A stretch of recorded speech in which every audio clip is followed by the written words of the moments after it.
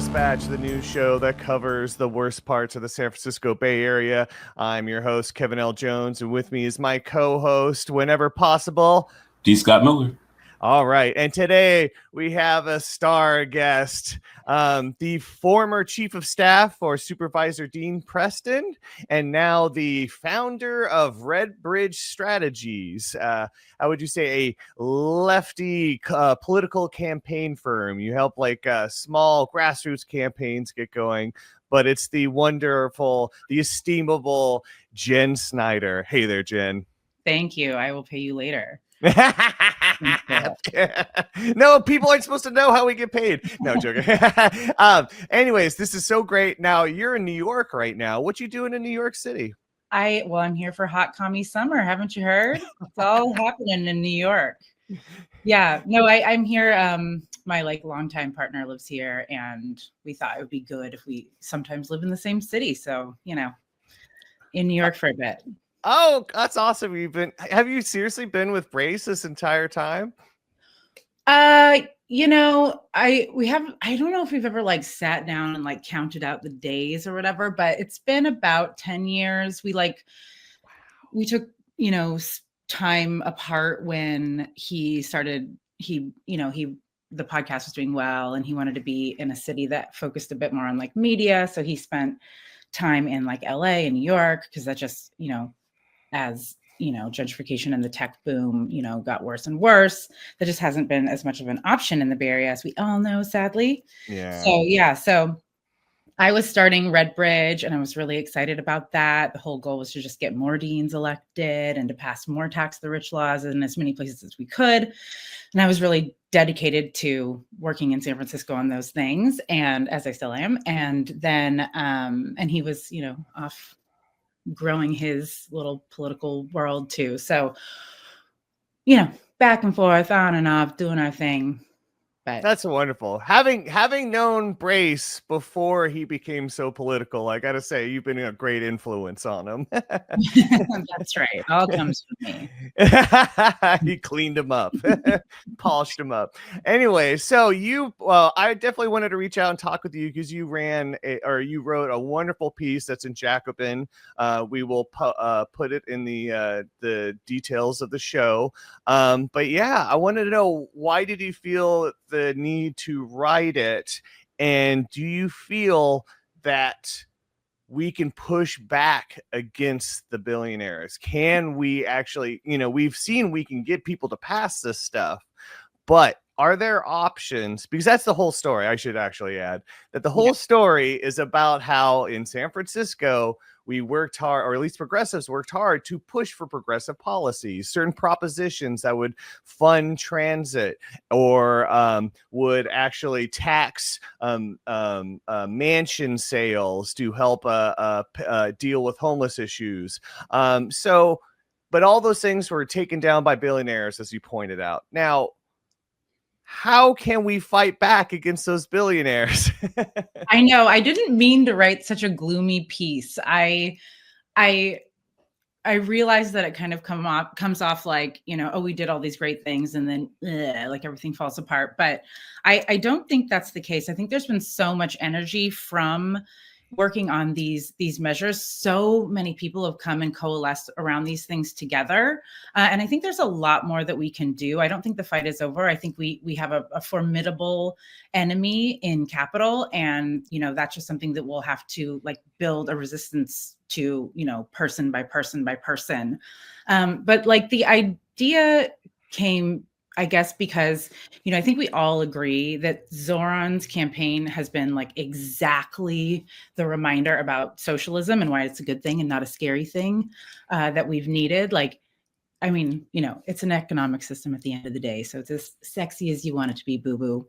But it's this another shining reminder, so many of our higher profile, democratic socialists have been nationally, Bernie was in 2016. He called for a political revolution and millions of people answered that call.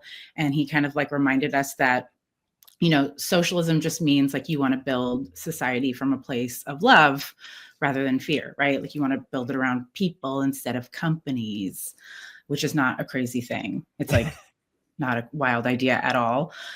Like healthcare, private healthcare insurers and all that kind of stuff. And then like AOC kind of reminded us as another national figure with like the Green New Deal.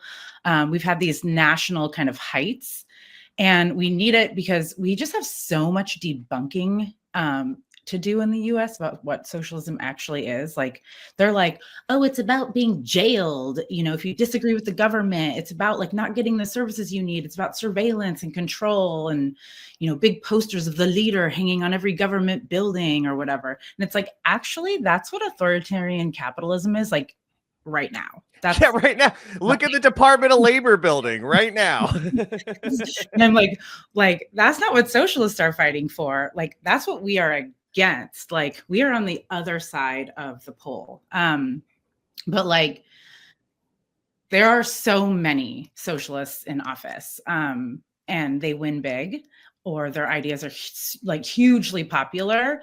And like, I thank God that Zoran is getting the attention that he deserves. But like, I wanted to remind people that there are people in your city, in your town, in your governments, in your communities, right? There's probably a DSA chapter in your city right now, you know, fighting for your rights and fighting for Zoran's agenda. And DSA is the Democratic Socialists of America. Maybe you listening are a socialist too. If not, it's okay. Nobody's perfect. You have time. And when we propose these things, they're popular overwhelmingly. And so I think a lot of people ask this question that I did that are like, so if we did all this stuff, where the fuck is my utopia, right? Like if all these things are so popular. So I wanted to illustrate to people that you're not alone. These ideas are not stalling out. They're hugely popular. And it's not the people that are stalling out, it's the Cuomos of your city and state. It's the tired, calcified, corporate-backed, corrupt establishment elite, Republicans and Democrats alike. Yeah.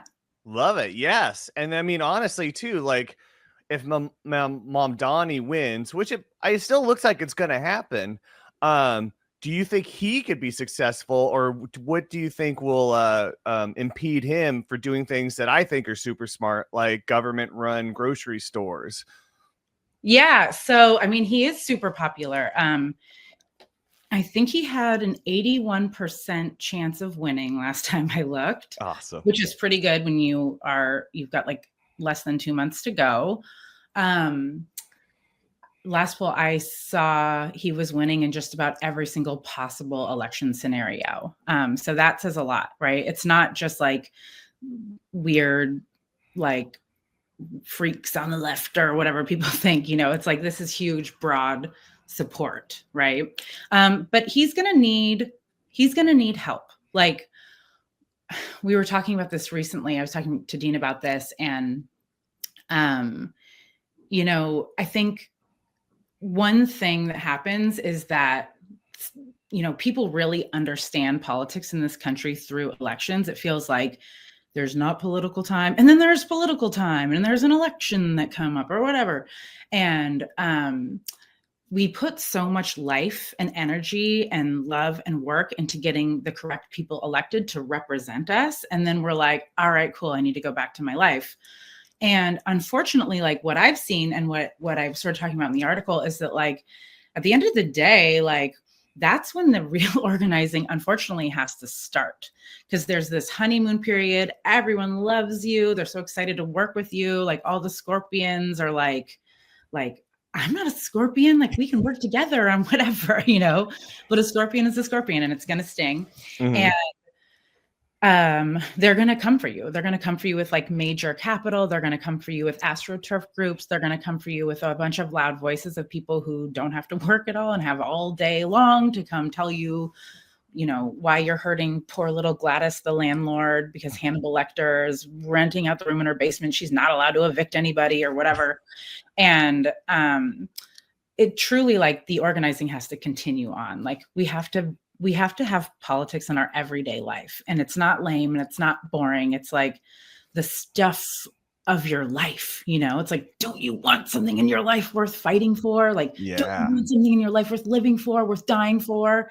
So that those same movements, those same 50,000 people, you know, volunteering for Zoran, maybe it's more now, I don't know. they got to show up for him. They got to march on Albany. They have to march to the governor's house and like demand that we tax the wealthy to fund these programs, because he's got a unique problem. It's like very difficult to convince people when you have all the power that you can't do anything. It's a difficult problem to thread, but as long as he keeps the word out and lets people know and shares with everyone, our next marching orders, then. Yeah. And that's such a good point. That almost seems like a lesson to be picked up from the Build Back Better bill. And like, I wish there was just, it seemed like if there's only could have been just more pushback against the people wanting to stop that, maybe would have had, something great federally to take care of stuff and maybe keep our base inspired.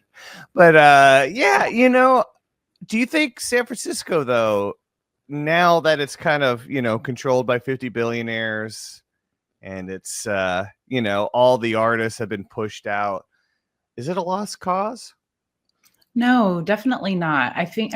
There's still so many good, wonderful people in San Francisco, and a lot of people who sit this shit out because they've been let down time and time again. And it's like on us. Anyone listening to this, like I tap you specifically, it's on you. It's on all of us, every person, to go and reach out into communities and be like, there is a possibility, even through this ridiculous system that we have. Like if we ever want to get out of it, like we have to start with us. Like it is definitely not impossible. And the other thing is, like, you don't have to be like, a DSA member or like a card carrying red or whatever the hell, like to vote for these policies that are good for everybody. Like the rising tide really does raise all ships, like these are policies that billionaires, millionaires, like whatever, the young tech people, who might not think that these things apply to them, they make your life so much better too.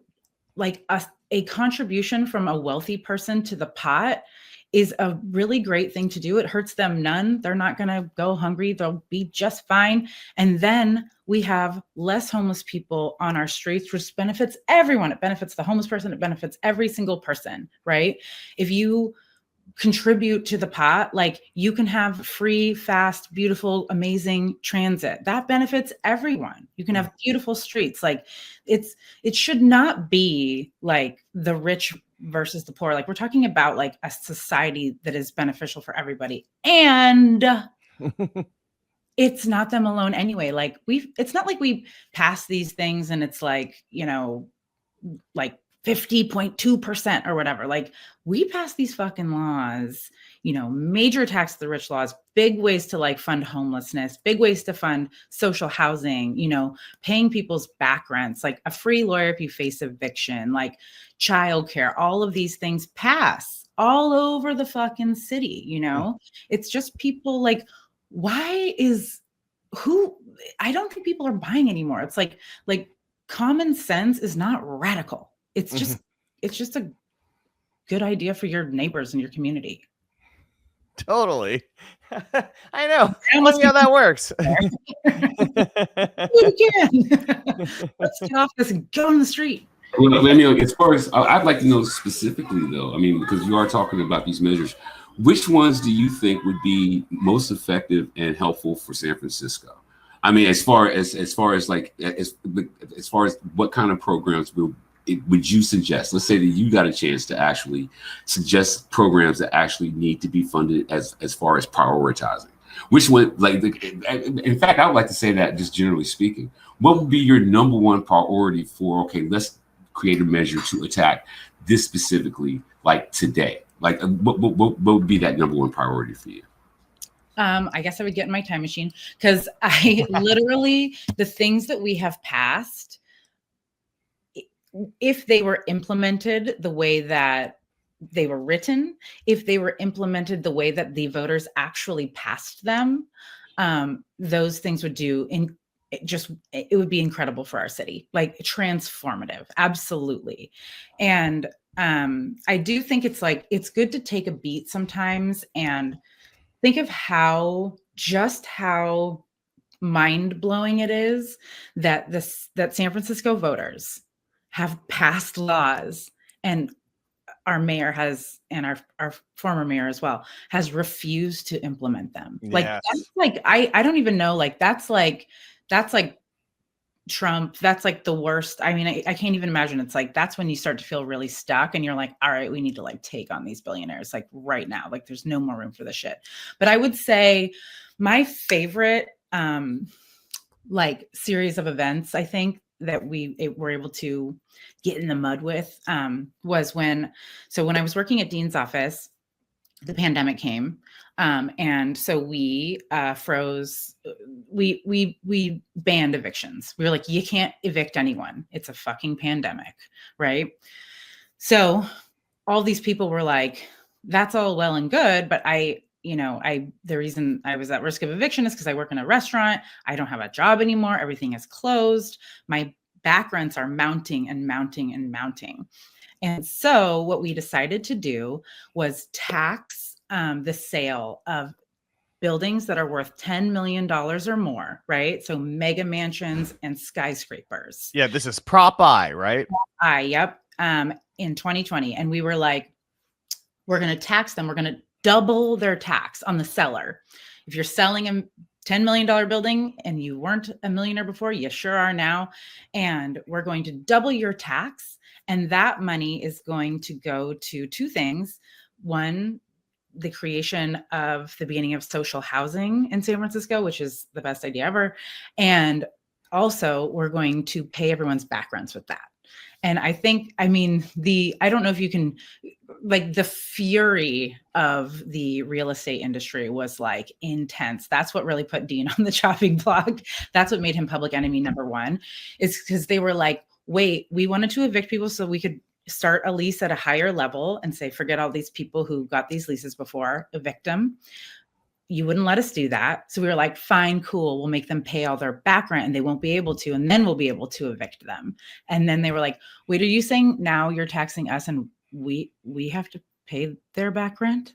Like, actually we're paying it and they don't get evicted. So I think that was really cool. And there was a fun thing in Prop I have a demented version of what's fun these days, but fun thing in Prop I was that if you sold to the city to contribute to this, social housing idea, if you sold to the city or a nonprofit, no tax at all. Don't worry about it. Don't pay anything. Like, let's get some, city subsidized, city funded housing going that is affordable to everyone, that is for anyone at any income level. Like, you don't have to worry that, like, oh, is this affordable housing not for me? I'm still stressed out. Like, I can't make ends meet in San Francisco, even with my 2 jobs or whatever. Yeah. So that was a fun one. But if that was implemented, that'd be awesome. But not.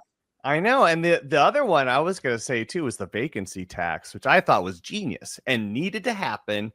And I can't believe, and I wonder if there's a way to pass a law to enforce it, because seriously, how can the people pass a tax and then have the government go like, yeah, we just won't collect it? Yeah. So that one's still tied up in court. So there's still hope. I mean, stay tuned for like next steps on that. And maybe this is exactly what we're talking about. It's like, we need to have, people in the streets on this. But I mean, and I will say, like, I have not worked on that many measures that haven't been sued. I think,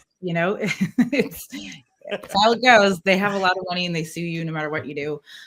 We did a rent control measure in Pasadena one time that the California Supreme Court reviewed a part of it, and they called it draconian but legal. I'm like, put that on my tombstone. Prop M was 2022. Again, passed. Like, people loved the idea. It was like, we have the conservative estimates from the estimates from the city were that we had 40,000 vacant houses in San Francisco. Like, imagine those opening up. Like, I think they said estimated on the first year that had we passed the vacancy tax, there would have been 5,000 apartments immediately just opened. No construction, no wait time, no permitting, no red tape or whatever people want to complain about. Like nothing, just bam, opened. And an additional $20 million for the city, because that's how rich people are. They were like, I'll just pay the tax. Even though it was essentially a spec tax, like speculator tax. The way we sort of structured it was a tax on landlords of empty units. Like if you're just, and you have more than 3, right? So, or 3 or more. So it's not like if you want to keep a house open for your in-laws, whatever. But if you are in the business of being a landlord, you can't keep those units open as investment opportunities or waiting to clear out the whole building and flip it or whatever you're trying to do. You have to rent them out, which is pretty reasonable. But we also made it punitive for speculators because it was a per unit tax. So if you have lots of units open, you're going to get taxed per unit. The aim was just to incentivize landlords to open up homes in San Francisco during this like absolute like housing and homelessness crisis. You know, we have like 8,000 to 10,000 homeless people on the street. And we, you know, I mentioned in the article that like we called it like the tax we hope nobody pays. Because we just want you to open up the units. But ironically, it is the tax that nobody fucking pays because we were sued. The apartment association, they're huge fans of suing. So evil. Yeah, apartment association sounds good. Like, oh, it's people who live in apartments. It is not. It's not. They represent the largest like corporate landlords in California and some in the United States. They're the ones that fought and shot and basically got the Concord rent control. What's the word I'm looking for? Not a prop, but you know, that they were trying to get rent control there, and that's who came in and did all they could, and even set up. They paid protesters like to come in and pretend, and then those people were like, "Oh wait, this was against rent control. I would have never agreed to this," you know. Oh man, but yeah, and you know what's so funny too is that whole law that was on Jello Biafra's political platform when he ran for mayor, which is so funny to think about. But that's how long this been going on, keeping these vacancies. Like, and also, why are they really doing it? Well, it's almost like blackmail, like Argentina. Let's talk like where seriously, once Milei got rid of rent control, next thing you know, it's like the housing supply increased by like 40% or something. They were all just keeping it off, like they were keeping it hostage, you know. And it's something similar here too. Yeah, I mean, I don't think developers are here just to help. You know, they're here to make a buck. And same thing with corporate landlords. You know, I mean, it's you know, I think we all feel like housing is a human right, and it's a weird thing to be a commodity. And I think it really played out here. I mean, I will say though, you know, we do have, you know, for San Franciscans who are looking for like who's passing these things, who's doing these things in San Francisco. Jackie Fielder, who is our District 9 supervisor and member of DSA in San Francisco, she is like fucking 30. She is a like badass, like incredible mind. She is half Latina, and half indigenous, like Lakota Native American. And she was the one, you know, when they were starting to try to take out the vacancy tax, when they were suing and it came to City Hall after she was elected, she was the one that was like sitting there fiercely trying to advocate, you know, that we should still just collect the tax. Like, at least let's collect the fucking money that they should be paying for these units. Like, we set this whole operation up. It's being derailed by, you know, special interests. Duh. Like, let's collect the fucking money and wait and see what happens in the California Supreme Court, right? Which has total precedence. That's what we did for Prop C when we taxed companies who are grossing over $50 million a year, you know, like, and tried to fund homeless services back in 2018. we kept that money coming in, and the court finally was like, yeah, this is totally legal. But yeah, she tried. I mean, we're not. She doesn't have a lot of support in City Hall. It's not a great board of supervisors, which is our city council. It is a lot of techno-fascist or technocrat or whatever. I like tech fascists. That works for me. Yeah. Yeah. Like, show me where they're not. Like, show me how like I'm like, fascism is the old, like, one huge part of it, besides, being incredibly nationalistic and fucked up, is privatizing everything. Like, I also, I mean, you did bring up, I mean, this is a good segue into my question, actually, because one of our primary focuses is the tech fascists, because the first thing they came after was media types. So that was how we actually became like very much focused on them. And how much do you think that people like Gary Tan and his AstroTurf network, how much influence do you think they've actually had on stopping the measures that you put together? Like how much do you think they're directly connected to, say, with the landlords and putting cases before the Supreme Court, or misinformation networks, or like you said, like the AstroTurf networks? Like, how much do you think they're actually derailing these kind of programs? And who do you think is probably, some of the architects of that? I mean, it's crazy. Like, I have been so relieved to like remove my tinfoil hat and be like, this is all true.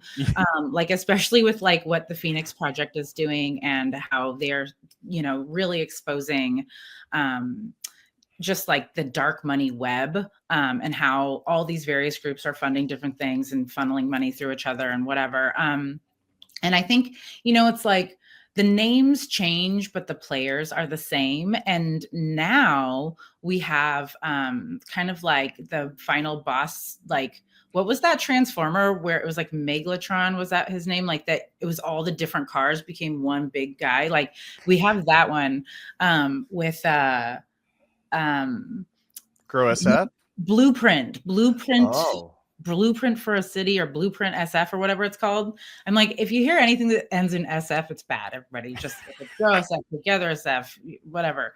They're all bad. Abundance SF, the whole thing is secretly evil. But that was the merging of a number of these groups. Like, it's like Together SF and Neighbors for a Better San Francisco, LMAO, cute name, are like merged now into this like super giant. And it's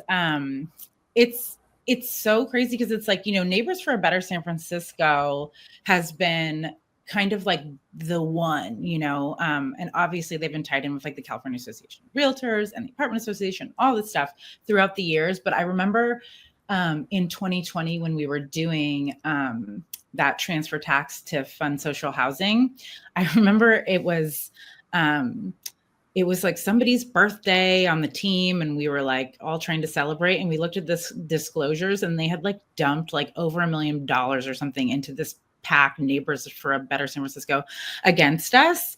And we were like, oh my God, we're going to lose. Like, we cannot overcome this. This is impossible, And we were like, who's behind this? What's going on? And it's like a lot of usual suspects, but it was especially Bill Oberndorf, who is a major like Mitch McConnell donor. A lot of these dudes, I think it's very poetic. It's like they will donate to Republicans, and then they'll turn around and donate to corporate Democrats. And I'm like, it's the same picture. Yeah. But like, yeah. So, that those things have just morphed over the years, and I think the AstroTurf stuff is it's hard to see through, especially when it's not a political PAC and you don't know who's funding it, But, every once in a while you got to get a little peek behind the curtain, like when we found out that our neighborhood millionaire, Michael Moritz, who has spent an incredible amount of money in San Francisco backing Together SF ballot measures, funding Mega Mark's weird situation that got him the largest ethics fine in all of San Francisco history, is basically the sole funder of the San Francisco Standard. It was always like, he's involved, but then it was like, oh no, it's just his mouthpiece. And it's like, oh, nice. Yeah. So, I was going to say about Opendorf too. He's a big Milton Friedman follower, and he's actually also too the big one pushing for the privatization of schools because of Friedman, who did not believe in people getting equal education. Like, Moritz is actually invested in already invested in charter schools, and yeah. So I mean, like that's right there is just a given at this point, you know. No. This is the playbook, right? It's like defund and ridicule the public institutions that we have, defund them so much that they're unable to function at the level that they would like to, unable to hire like people at a decent wage, and then turn around and point at how terrible they are, and then offer this amazing solution that doesn't get you rich, that only certain people can afford. It's like, it's so damn obvious. It's really annoying. It's like, and it's just like, pay taxes, just pay your taxes. How about that? Like the Michael Moritz's like latest weird stunt with like the, like giving $3.4 million to immigrant legal services. It's like, yeah, that sounds super cool. But like, I was like looking at it, I was like, wait, but if we taxed you just 1% of your wealth, we could fund that $3.4 million in immigrant legal services for 20 years. So like, thanks, I guess. It's just like, nice, thanks for the pocket change. Like, it's like the government is not your PR company. Well, I mean, Larson did the same thing. I mean, he just pulled the same stunt. You know, it's just like, and I don't know, because I mean, one of my issues is Lori is already rich. You're already a super rich guy. You know what I mean? So you know how this game is played. It's like, you know, and even your nonprofit that you ran was kind of more of like a fake charity donation. You know what I mean? Like it wasn't. Yeah. So I mean, like, but how come? So as a person who was on the inside, what do you think is actually motivating Lori? He already got the job. So what's motivating him to be so complicit and compliant with people? I mean, like back in the last one we did, I was like, look, London Breed comes from meager means. So it would make sense that she doesn't know the game amongst billionaires, like the games that billionaires play. That makes sense to me. But this guy does. And yet he is still playing the game as if he hasn't gotten the brass ring, when he's clearly got the brass ring. What do you think would motivate him as somebody who's an insider to do stuff like that? I mean, honestly, I think there, you know, charitably, I feel like there might be a little bit of naivete there. Like, I think this is his first job. And to be like real, like, I feel like he just doesn't know any regular people. Like I don't think if you are the heir to the Levi Strauss fortune, like, I don't think you really know or can identify with like the struggles that just average people have. It's like it's really, I think it's way outside of his just whole world. And so I think he's like playing the game, and he wants to, you know, maybe be close to the power players. Like, but I mean, it's like, you know, he is who he is. I don't think he's really been very different. I mean, when he was doing Tipping Point, that was kind of like a hot name in like solving homelessness, you know, this whole nonprofit that was like doing a bunch of billboards and bus ads. I'm like, maybe we could have spent that better, but okay. Like we did Prop C, the tax, the $50 million grossing businesses or more a year, you know, all these things like Stripe and whatever, to fund homeless services. And like, Lori was nowhere to be found, you know, like we thought that it was something that'd be sort of an obvious partnership on that ballot measure, certainly before Salesforce, you know, and didn't get involved. It's like, I don't think that level of like structural change of taxing wealth for what it should be is like really on his radar. You know what I mean? Yeah. Well, I mean, I like the out of touch angle, because that does kind of answer the question, because there's what is actually is in it for him now that he's gotten the vote of the people. Like, so like he didn't know them to begin with. So why would you try to connect with them after the fact? So that is gain some clarity on that. If you've ever been at Costco and been like, fuck, how am I going to afford this? I don't think you can like understand why someone is homeless. I don't think people get like how stressful it is when you're like that first paycheck comes in and that shit goes to rent. And then you have to wait for the next paycheck. Like it's so stressful to watch like fines on your credit card. It is so stressful to like, and be like, I'm working all the time. Like I'm working all the time. Like add like a health scare on top of that, add like mental illness, add like whatever. And it's like, you're done. Like we're all so much closer to homelessness than we are to ever having the wealth that Daniel Lurie has. And I just don't think he, you know, I don't think we're all, yeah. I'm like, the only thing we have in common is we're all sinners. Yeah. Well, you know, I mean, this might sound weird, but I kind of wish you would get polio or something like FDR, you know, because that seemed to really open it up. Like once he had this thing that was debilitating and basically reminded him he was a mortal man, just like anybody else. And then he started actually talking to regular folks and learning what's going on. It's like, oh, okay. And then, of course, one of the most successful presidents. I can't believe he said that. Honestly, I was like, I guess you really can't pull yourself up by your bootstraps if you're like in a wheelchair. And he had polio. So, and I already see, look, we have haters, okay? We have haters from this show, right? And tomorrow, what we're going to see is Doomloop Dispatch, which is polio upon mayor. Please don't even ask me my opinion PR because I will be like, thank you for the weekend. I appreciate that. But like, you may have stopped like true socialism from ever coming to this country. So yeah. Sorry. I know, and he's still seen as a class traitor too, you know. Well, you know, I gotta know, Jen, like I know you started in journalism, but what got you into politics and actually just jumping straight into the work? Oh God, please don't bring up my journalism. I want to read your music magazine.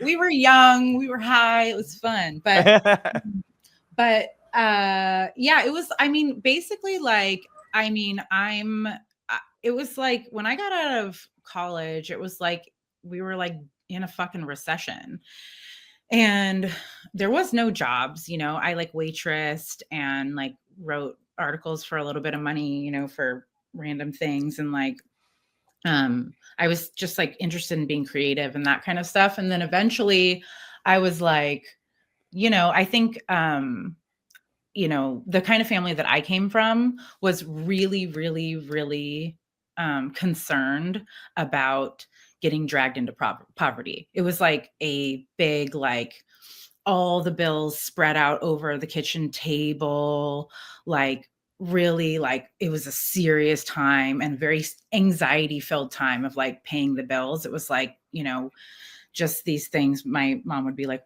okay, kids, this is going to be fun. We're going to go on the bare bones budget. And we'd be like, okay, mom, whatever. Like, you know, we don't know. We were like, we're going to go jump on the trampoline or whatever. So, I grew up in El Sobrante and in San Francisco, so Bay Area native. But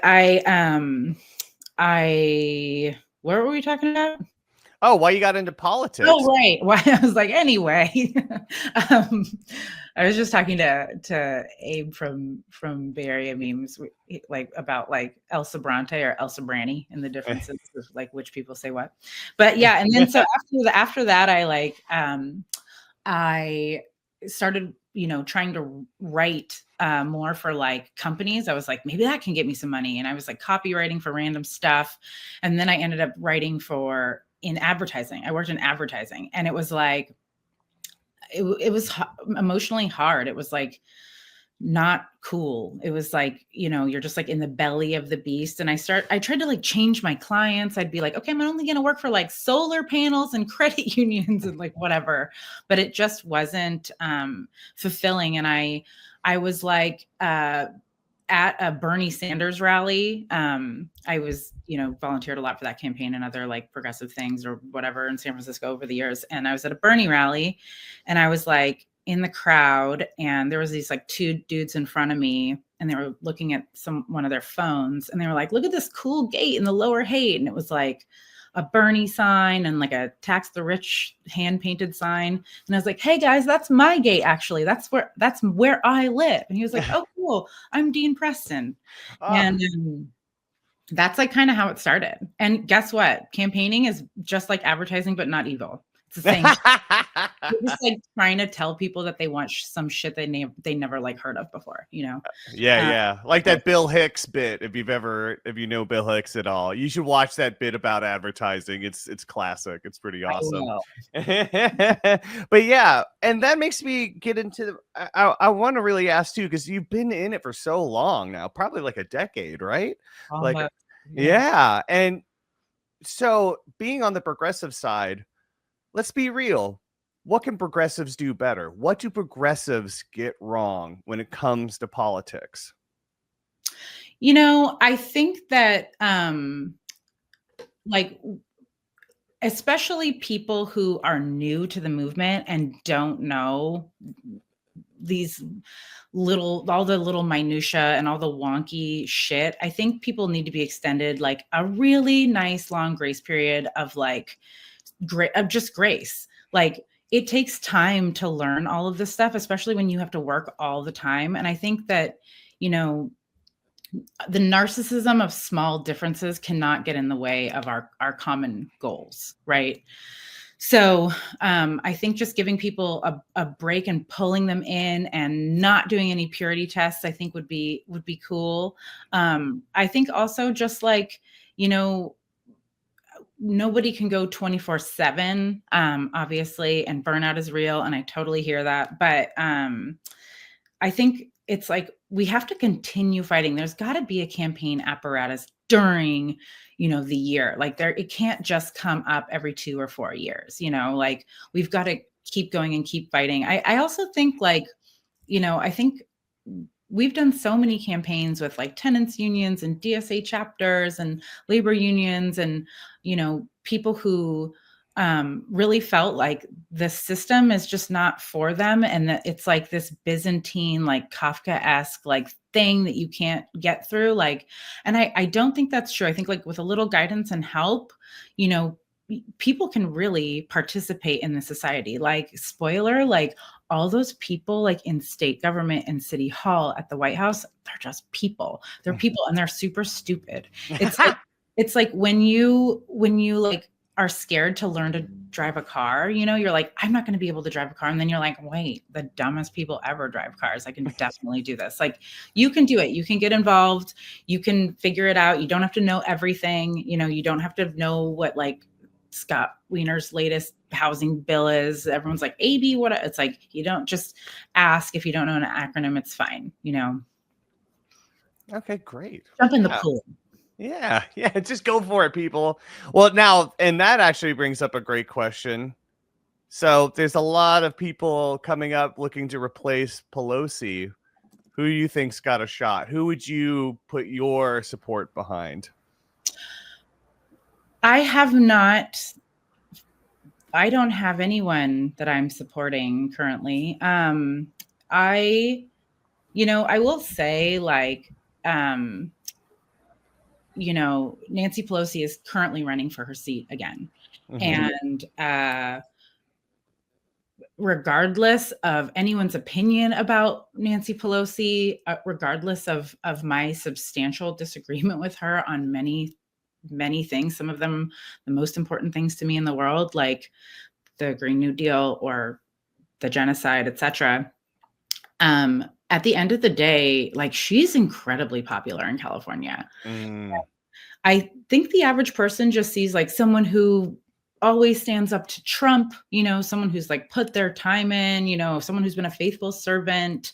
And those things are true. And it has earned her like incredible popularity. So I think if she's in, I think she'll win. And that's that. But I certainly would rather vote for a shoe than Scott Wiener. Yes. And then the other guy, I don't know him. the first time I ever even heard his name, Shy Cat, was when I was like, who donated $10,000 to our Dean Preston's opponent in the last, for his like, this dude, he was running for the Democratic Party, which was kind of a slush fund for his supervisor race against Dean. Mm-hmm. And Shy Cat, donated $10,000 to a technocrat running for the Democratic Party. So if you are the kind of person who thinks we need more technocrats running for the Democratic Party, then I don't know, maybe look into him. But yeah, I thought it was really bizarre. And then it wasn't just Dean, he also backed Michael Lai, who was a conservative, like a different Grow SF candidate. I mean, Dean's opponent was like backed incredibly by Grow SF. It was like their big thing was to try to take down Dean. Yep. Headed by Gary Tan, we all know. And but he also backed Michael Lai, who was just like there was two different progressives running in that race, like two different people who had put time in San Francisco. And he chose Michael Lai. It's really weird. So yeah, I know, especially if he's supposed to be AOC's campaign manager and stuff like that. It's like totally going against his bona fides. Yeah, I mean, the thing is, like, I guess, like, to me, the for someone who has supposedly lived here for a long time, shares theoretically so many beliefs that we should have a lot in common. I just have to like wonder, like, why, as you say, I've worked in this a long time, like over the past 10 years, how come I've never seen this person stand up for tenants' rights? How come you weren't there when we were taxing the rich to fund homeless services? How come you weren't there when we were taxing the rich to build social housing? Where were you during the vacancy tax? Where were you when we were the first large city in the entire United States to call for a ceasefire? Like, where were you when we were trying to like have free public transit? Like, I don't know. I just don't know the person. Like, I've only met people who participated. Yeah, he sounds like a Trojan horse. I mean, let's be honest about it. He sounds like a Trojan horse because you haven't put in the work. You just put on the costume, and it shouldn't be up to people to have to peel that costume off of you to find out who you really are. Like that seems like that's a huge red flag because you haven't really shown yourself to be the thing you claim to be. So that's a huge red flag. I don't even know why would anybody. Like, I don't know who you are, but I'll vote for you anyway. I mean, why do you think that would actually happen? Because nobody's ever seen your works. Nobody's seen your work. So, like, how are you even considering yourself a viable candidate if you haven't done anything? Yeah, I mean, and I get it. Like, elections are fucking confusing. It's like, who are these people? Everyone's like, I'm working 2 jobs. I have a life. I have a family. I don't want to, whatever. It's like you see someone, they put up, there's no law in the United States that says that anything on your campaign flyer has to be like true. You know what I mean? Like, there's no like, are you really going to do? Like, it's just like, you can claim you're a neuroscientist even. Whatever, man.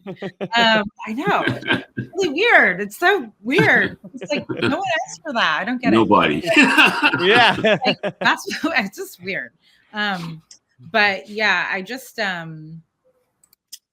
I don't know. I mean, it's hard for people to figure out who's true, and I would say like the best thing that you can really do is like find a group that you do trust and ask them what they think, right? Like when I go to check out like a cool thing I see on Instagram of some amazing politician in like wherever, I'm like, oh, cool. I'm just going to like see what DSA thinks about that, because, for me, like the Democratic Socialist label is really handy, right? Because we see progressives do all kinds of things and Democrats do all kinds of things that don't match up with what we believe in. Being a progressive, in San Francisco, self-described progressive in San Francisco can mean you're for, the war in Gaza. It can mean you're, against affordable housing. It can mean all these different ridiculous things. But yeah, so saying I'm a Democratic Socialist is really useful for me because it's like,